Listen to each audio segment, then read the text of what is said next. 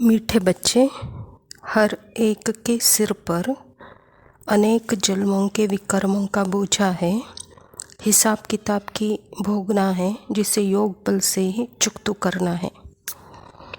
अब बाबा कहता अनेक जन्मों का विकर्मों का बोझा है और उसे हिसाब किताब से भोगना है और उसको चुकता योग बल से करना है।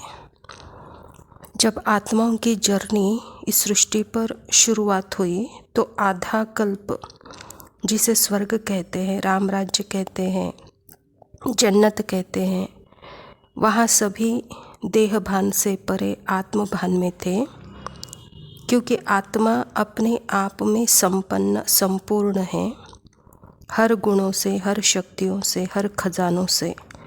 तो प्रकृति के सतो प्रधान सुख होते हुए भी उस सुख के आकर्षण में न आते अपने ही सुख शांति के धर्म में आत्मा थी।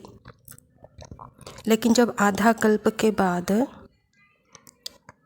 समय बीत गया, आत्मभान से देह भान में आते हैं और देह भान में आने का मूल मन है, जो प्रकृति के व्यक्ति के आकर्षण में अनेक विकर्म करता गया।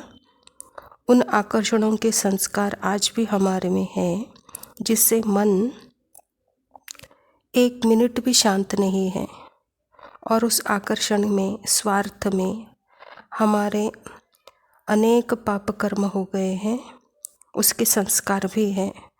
तो उन संस्कारों को मुक्त बनने के लिए योग बल की शक्ति चाहिए, कहता बाबा। मन को भी आकर्षण से मुक्त होने के लिए सुख चाहिए। आकर्षण का कारण ही है सुख शांति।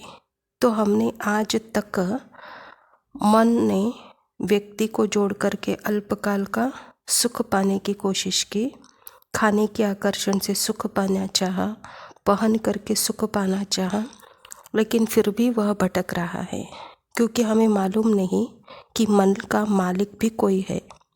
उसको ही स्मृति दिलाने स्वयं परमपिता परमात्मा शिव बाबा को इस धरा पर आना पड़ता है। आत्मा अविनाशी है, आत्मा अजर है, आत्मा अमर है, आत्मा सर्व गुणों से संपन्न है, आत्मा सर्व शक्तियों से संपन्न है। लेकिन मन को भी अभी तक भी वह कॉन्फिडेंस नहीं है, क्योंकि आज तक दुनिया में आत्मा परमात्मा शब्द सिर्फ सुनते आए हैं, लेकिन उसका अनुभव हमने नहीं किया है। तो योग बल यानी अनुभव की बातें हैं, इसीलिए मन फिर भी बाहर भागता रहता है। योग बल यानी मन को अपने अर्थात आत्मा के स्वधर्म में रहना तो सदा हल्के है। प्रश्न है, बाप समान किस बात में साक्षी बनना है? उत्तर है, जैसे बाप को किसी भी बात का अफसोस नहीं होता, भल कोई बच्चा बीमार भी पड़ता है, कुछ भी होता है, बाप साक्षी होकर देखते हैं, ऐसे तुम बच्चे भी साक्षी बनो।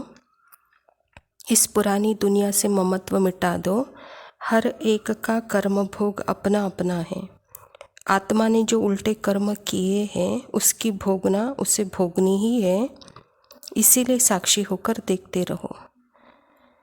परमात्मा को पता है कि ये सृष्टि नाटक है और यहाँ हर आत्मा पार्ट बजाने आई है, रोल कर रही है, रील में है, रियल नहीं है। और आत्मा अविनाशी है, ये परमात्मा को पता है। तो जैसे हम भी बाजू वाले घर में कोई मर जाता है या उसके घर में कोई प्रॉब्लम आ जाती है, कुछ हो जाता है, तो हम भी दो बात करके साक्षी हो जाते हैं। वैसे हमारे पार्ट में भी, हमारे जीवन में भी, हमारे मन को भी, हमारे शरीर को भी बाजू वाला घर समझ करके दो शब्द बोल करके साक्षी हो जाओ, कहता बाबा। उसका चिंतन नहीं करो, वह दुख आया है ज़रूर, लेकिन जाएगा, उसे साक्षी होकर देखो।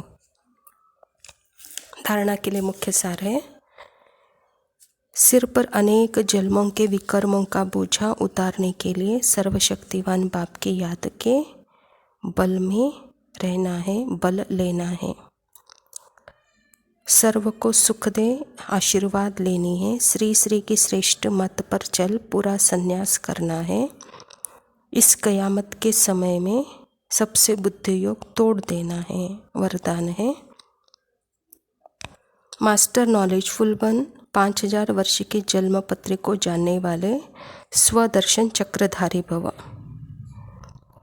स्व का दर्शन, जैसे घर से निकलते हैं तो सारे दिन में हमारी सारी दिन की जर्नी रहती है, कहाँ कहाँ जाते हैं, क्या क्या करते हैं, और जब रात में फिर घर लौट आते हैं, आराम के वक्त सारे दिन की जर्नी हमको एक सेकंड में याद आती है कि हमने आज सारे दिन में क्या क्या किया। वैसे ही आत्मा की जर्नी परम धाम घर से शुरू हुई और इस सृष्टि नाटक पर हमारी जर्नी प्रारंभ हुई, जिसे 5000 वर्ष हुए, 84 जन्म हुए। हमने अनेक शरीर, अनेक संबंधी हमको इस जर्नी में मिले। अभी हमको घर जाने का है, तो बाबा कहता हीरो पार्टधारी बन, सिर्फ पार्ट को प्ले करो, रोल करो, क्योंकि आप किरदार निभाने वाले हो। यह कहानी है, रील है, रियल नहीं है। तो खुद के दर्शन में, स्व के दर्शन में रहो और खुद की जन्मपत्री को देखो, कह रहा है बाबा। और मास्टर नॉलेजफुल बनो स्लोगन है। अपने साथियों को भी अपने बाप के संग का रंग लगाओ, तो उनके संग का रंग आपको नहीं लगेगा। किस चीज की कमी